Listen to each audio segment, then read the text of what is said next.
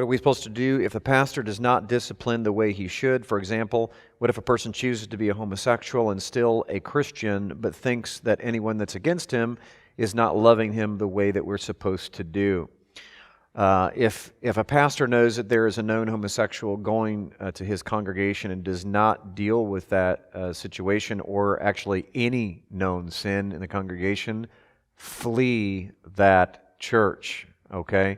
But before you do, you need to do it biblically. You need to walk out Matthew 18. You need to go to that person, and in that situation would be the pastor. So if the leadership of a local congregation is, let's say, knows that adultery is happening in that congregation. It happens quite often, even actually on staff, that they'll know that there's an adulterous situation on staff.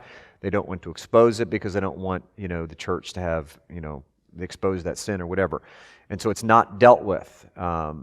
Then what happens, you're supposed to go to that pastor, which now is in sin, for hiding sin in Israel. That's Achan, okay? That is the sin of Achan, hiding the sin under his tent.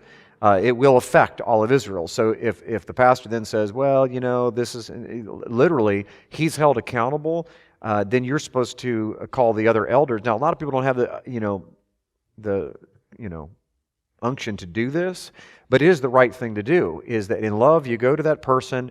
If they don't hear you, you take two others, which might be other people on the board or leaders, and if they don't hear you, you obviously can't excommunicate them from the congregation, so you excommunicate yourself from the congregation. So it's kind of reverse baked in. Bottom line is in this particular situation, I would approach that person, first of all, if it's someone who chooses homosexuality.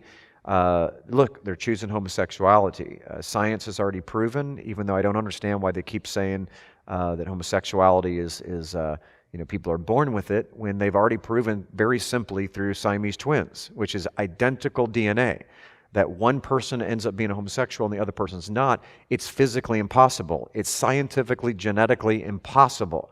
They have to both have the same DNA, because they have the same DNA. So everything has to be the same, which proves that there's a choice involved, that there are extra circumstantial situations that are influencing those situations, whether it be lack of a father or all these other situations of why, or society, entertainment, peer pressure, the whole deal, that makes those things happen more than they should. So at the end of the day, we're supposed to, as Christian pastors and leadership, we are supposed to use the scriptural definitions for discipline. If we don't do that, we put the entire body at risk.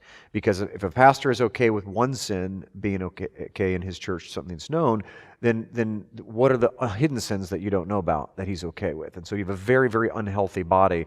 And unfortunately, there's a lot of churches that allow sin. We don't allow sin here at PFT, known sin.